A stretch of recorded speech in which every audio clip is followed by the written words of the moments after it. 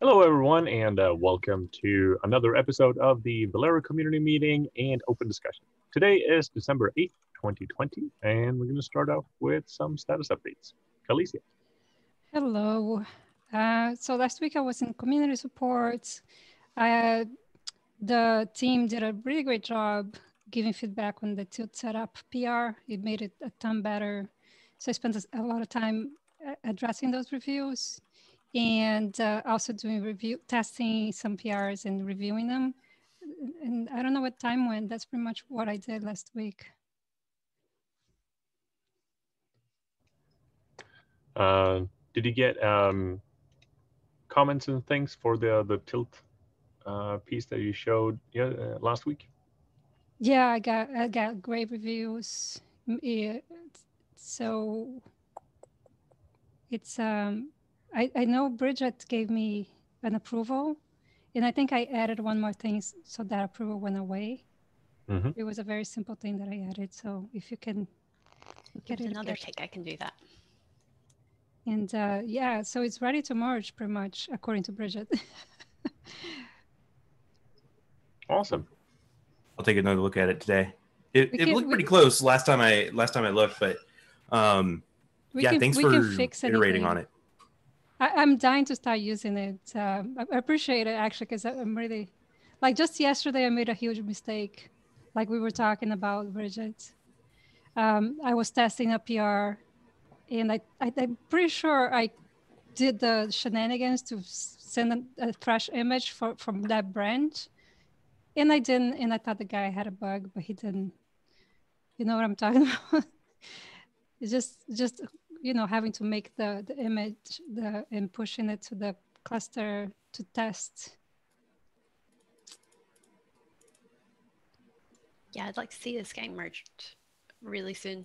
I did take a look, so I know that there was we discussed in our backlog meeting yesterday about adding support for the Rustic Restore helper. I looked today at when Velero will try to use a different tag. It takes a tag based on the build info version, but because there's no build info version set on it, it should just use the latest tag. So I think that we can still get this merged without adding support for the Rustic repo helper. I'll put a comment on the other issue and on this so that it's not considered a blocker. Yeah, I mean that unless we are touching the code that or testing something that is doing the Rustic restore, everything else works with this. So yeah. Oh, and to complement, Bridgette did some poking around, and she figured out a way to hook up the Golang IDE debugger and make it work with the tilt setup, which she's going to do a workshop for us, right? So I'm really looking forward to that too, because I have never invested time to figure out the setup for the debugging on Golang. I can do the basic, but I know there's a bunch of things you need to set up. So it's going to be very sweet setup for us to have this in the debugger. Yeah, I'm already just like doing the work the stuff that I'm working on at the moment. I'm just doing it kind of based off of your branch, Carlisia, just because I just want it all there already. So cool. Awesome. Any other comments or questions for Carlisia? All right, looking forward to see this merged soon. Next up, we got Bridget.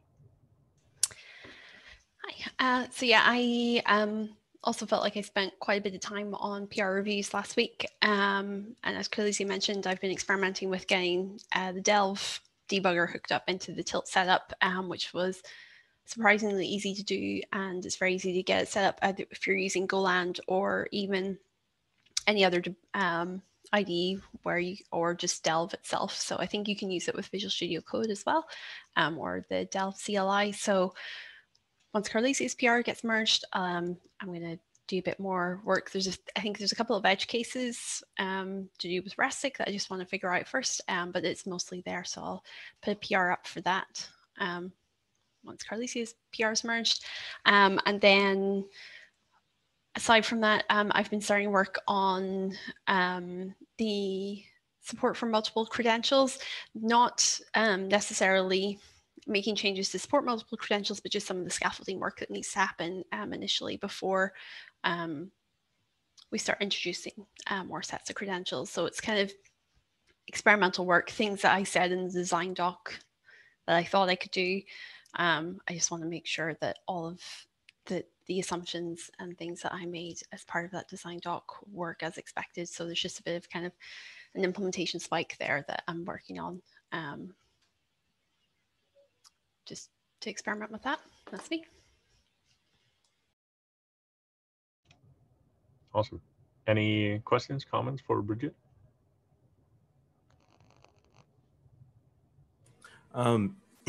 With that spike, were you testing it on AWS, GCP, or Azure, or? So at the moment, I'm doing it locally with MinIO, so it's AWS based. But what I'm working on at the moment is trying to get away from specifying the environment variables in the deployment and instead setting them at the point whenever we launch a plugin process, so that you could start different plugin processes with different credential environment variables set. So at the moment it's kind of plugin agnostic, but that's what I'm experimenting with at the moment. Cool.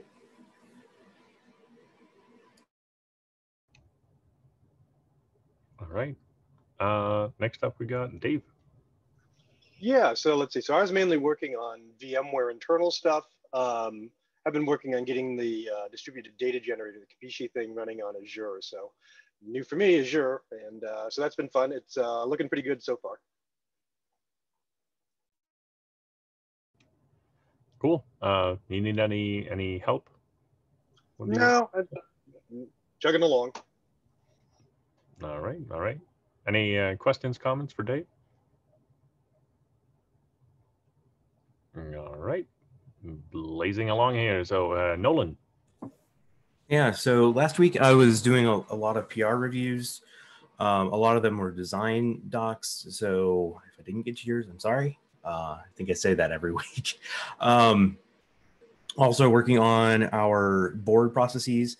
I sent out an email to our team late last night. So I will be ready to talk about it on the community meeting next week, but I wanted to give the team a chance to see it before I talked about it publicly. And I know for our West Coast team that they basically would have had it right in the morning. So that's the majority of what I've been doing.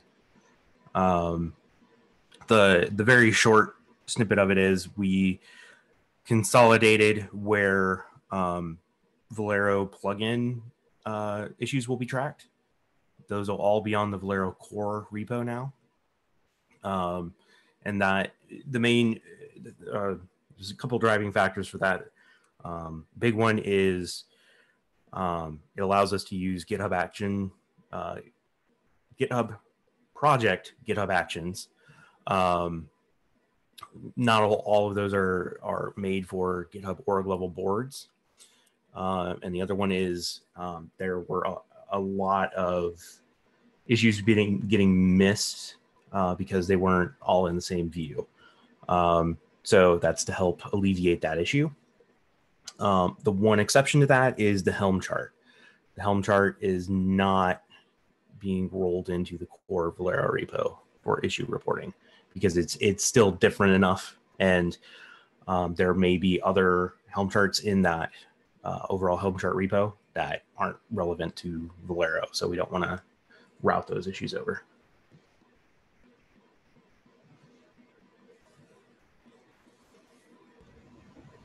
Sounds good. Any questions, comments for Nolan? All right. Heading into the discussion topics. Rafael and Frankie, do you want to share your screen or something? No, not really. Hi, right. This is Frankie. Just wanted to say that I kind of jumped the gun. We still have Oh yeah, jumped the gun with this PR 3133. It follows the design doc at 3050. And it's jumping the gun because the design doc has not yet been approved. And so there are potentially more changes that could happen. So that's why this is, even though this code that I submitted for the pull request is complete and I have all the tests, unit tests, I still have it as work in progress in anticipation of changes to the design doc, because as suggestions come in, I'll go ahead and make changes to my code. So that's my update for this week. Oh, and I guess I should talk about what this code is for. It's for the ability to restore given multiple backup versions of API groups. So each resource group, like, the horizontal pod autoscaler, can have multiple API groups like V1 or V2 beta 1 or V2 beta 2. And what Rafael did was he enabled using with a feature flag, he enabled backing up all supported versions. And this part 2 that I submitted is the ability to choose which version to restore, which backup version to use in the restore process. So that's what this is about. So that's all from me. Yeah, this is Raphael. Me and Frankie, we been working this for the last couple of weeks. If you guys want to look at the design doc, maybe even the code helps to understand the design doc and vice versa. Just to give an idea how to test this, I had to build 6 different controllers with the same CRD, but different versions and the conversions back and forth. So we make sure this code is supposed to do what is intended for. So there's a lot of details on it. But we wanted to put something for the community to review before the break, maybe during, eggnogs and so on. You can, check the code. And anyways, I think it's a lot of work.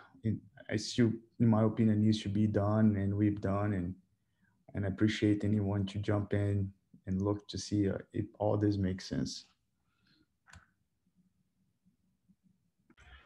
Yeah, so if I see any strange comments, I'll just blame it on the eggnog.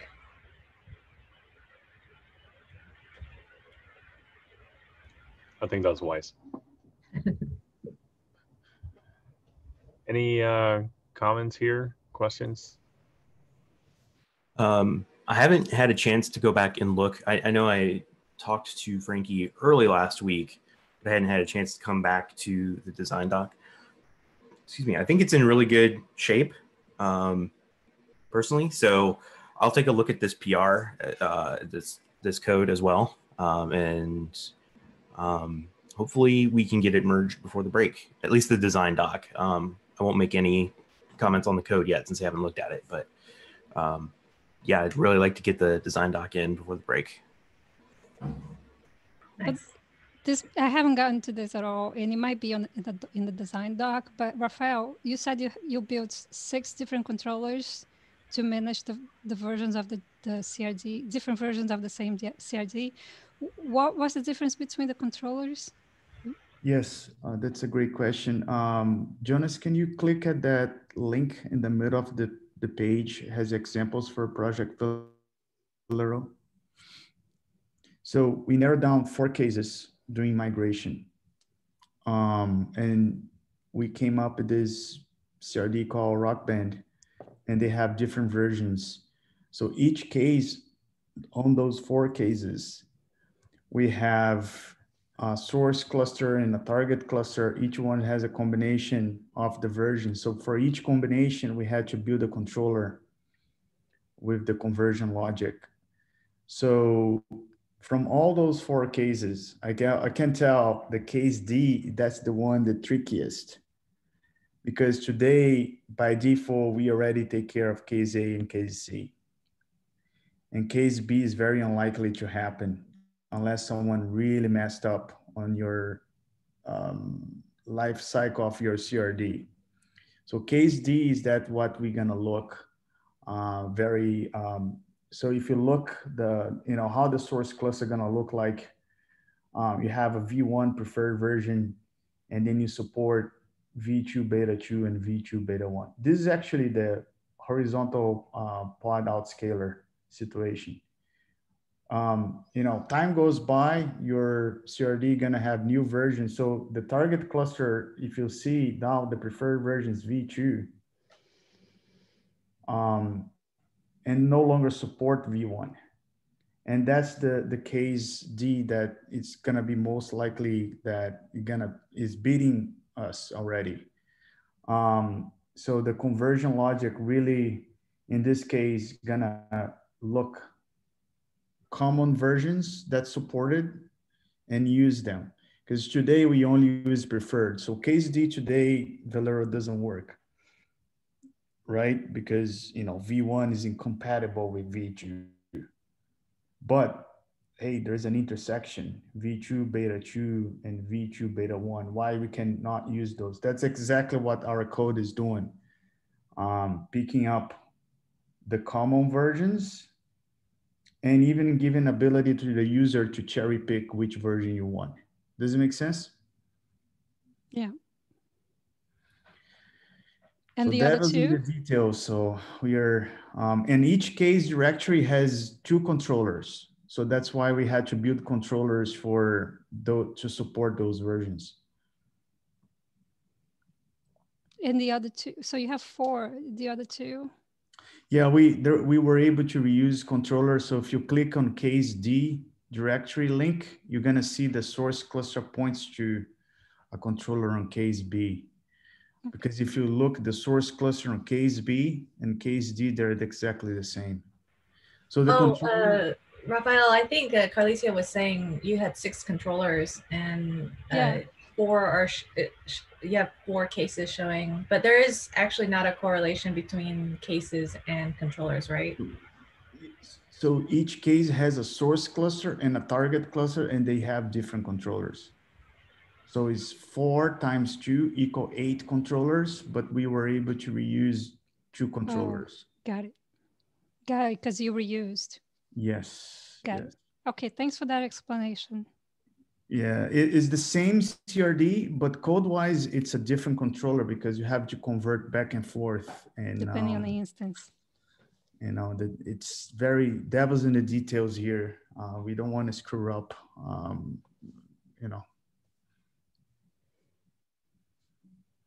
Cool. I learned way too much about Cube Builder. Yeah, and to complicate matters, we allowed for users to create a config map to be able to select the versions they prefer. So this is in this code as well as the design doc. It's described in the design doc. The ability for the users to choose the version they want to restore.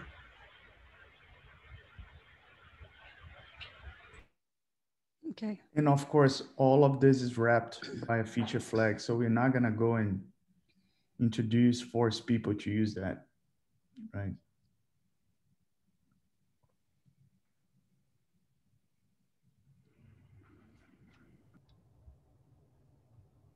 All right. Any other questions, comments around this?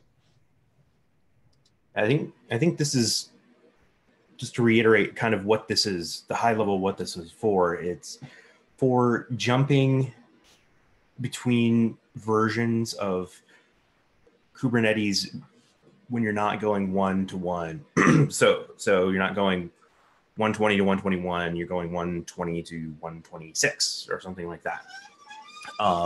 Where you're going between versions that don't necessarily have the webhooks built in to do the translations for you.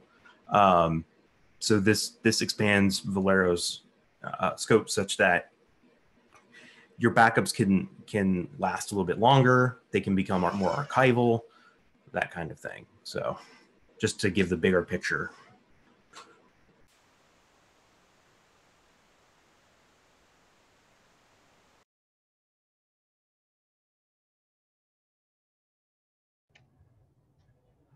All right. Moving on to the next item. Nolan. Yeah, so we had restore progress, and this is actually kind of feeding into the next point. So we have this design doc for the Velero restore progress reporting that was merged, and also Scott's design doc that was merged for allowing our restore item action plugins to wait on the additional items to be restored. And I wanted to check, I think Dylan's still on the call. I wanted to check to see if the Red Hat folks are still planning on implementing this and what your resourcing looks like. Yeah, so yeah, I'm trying to check if LA is on the call. He's not. I would need to sync up with him to see what the timeline is for this, but I know that it's definitely a priority for us for our next big release. So I'm just trying to play this out in my head. I imagine probably we would probably get started on this in the next month or so. Okay. As far as when it would actually be done, I can't really speak to that. It's going to depend on if we can get more than just a lay on this. But I know he was the one that was looking into this. He had to put it on hold temporarily, but I can sync up with him and write you guys in Slack when we have a better idea. Okay. Yeah, mostly I was asking because I know Scott had asked about putting hits in 1.6. Okay. I don't know that we would hold up the release for it at this point. To speak to the next agenda item, the big ticket items we were looking for was getting our testing framework kind of rolling, which we can kind of cut the release whenever. It doesn't have to be locked to the testing framework. And then the multiple credentials. So in terms of a rough timeline, we were hoping December, given we have 2 weeks left, and that's kind of a slow momentum. Probably looking more like January at this point. But just to communicate what our team needs out of it is mostly the multiple credential handling. Depending on how long the timelines are, I'm not going to guarantee we'll hold the release up for certain things, but we can certainly talk. If it's a couple days, not a big deal, but if it's longer than that. Yeah, my gut feel on that is I wouldn't expect this to make it for 1.6, just based on all this other stuff I know we have going on. So I'll just follow up with him, make sure that that's actually accurate, and then I can follow up in Slack if that sounds good. Okay, cool. Thanks for calling that out. Yeah, I know Scott had said he really wanted to get it in soon. And I know Pranav had started a PR for the restore progress. But I saw it like it had gone up and then hadn't gotten a whole lot of changes. So can you remind me, Scott, the work that Scott was doing, because that may actually be something that he'd be interested in getting in for 1.6. I know he has a little more bandwidth than Pranav and LA do. So if you can remind me what that was, I can follow up with him as well. That work was taking the restore item action plugins and allowing them to wait for an additional item and saying, hey, is that item ready? And if it's not, then I will wait to restore the current item. So yeah, if that is a priority, I just want to call that out. That one, since it involves changes to the plugins, I know Scott had made some changes in there to be more careful around it not breaking stuff.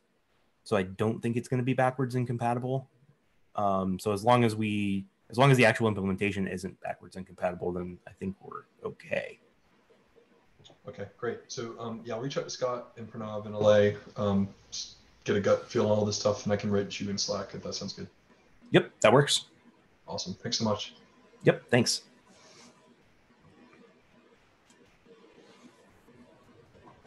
All right. do you want to talk about waiting for additional items, or did you already cover that as well? That was really just that was a bundle of Red Hat contributor stuff. So, yep. Good. All right. Next up, we have a question here. Ballpark release timeframe.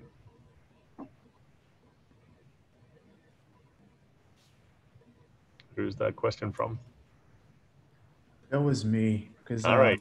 Ashish put a commit out there that I'm looking forward to use. So I just wonder, without putting any pressure to anyone, I just want to know if we're gonna have a new release coming out soon. What commit is it? Is the bug for the need of CRD? How can I explain that? I wish I would be a little bit prepared to give you the link, but the fact that we have to install CRDs on the target cluster to have our Velero plugins to run successfully. Otherwise, the Velero plugins just run on every single item. Oh, right. Okay, I know which one you're talking about. Yeah, he fixed it a couple weeks ago. So I just want to know, because right now we are installing a bunch of CRDs on target clusters just to have our plugins to be functional. Right. Because basically, yeah. So there was a bug that if you didn't say it applies to something specific and it didn't exist, then it ran against everything. Yeah. Instead of nothing, right? Yeah. Okay. That may warrant a 1.3 or a 153, which I think is doable.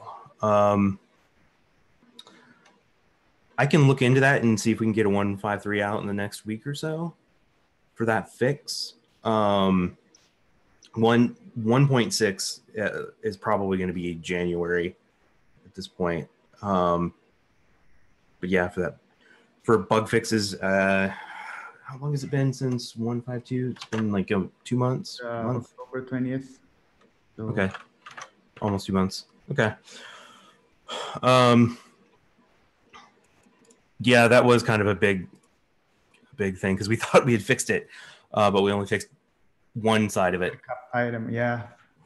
Okay. I can take a look and see if there's other bugs that we want to collect into a 153 release, and see what we can do, and I'll let you know. Okay. No pressure. Just want to know. So we can we have some situations that we already hand over procedures that require to install CRDs on the target cluster, and then we got rid of right after. Yeah. We have a mitigation in place, but just want to know if we have one fewer step. Yep.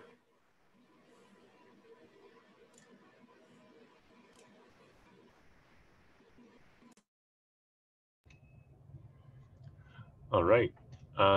Any other discussion topics that anyone want to bring up for today's meeting?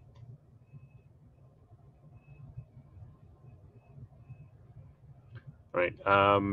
Just a reminder, we will not have the community meeting on December 22nd and 29th of this year. Taking some time off for the holidays. We'll remind everyone next week as well. But yeah, cancellations will be coming. If they are still there in your calendar after those cancellations have gone out, make sure you delete them because we won't be here. Yeah, Nolan, do you want to give a community shout out?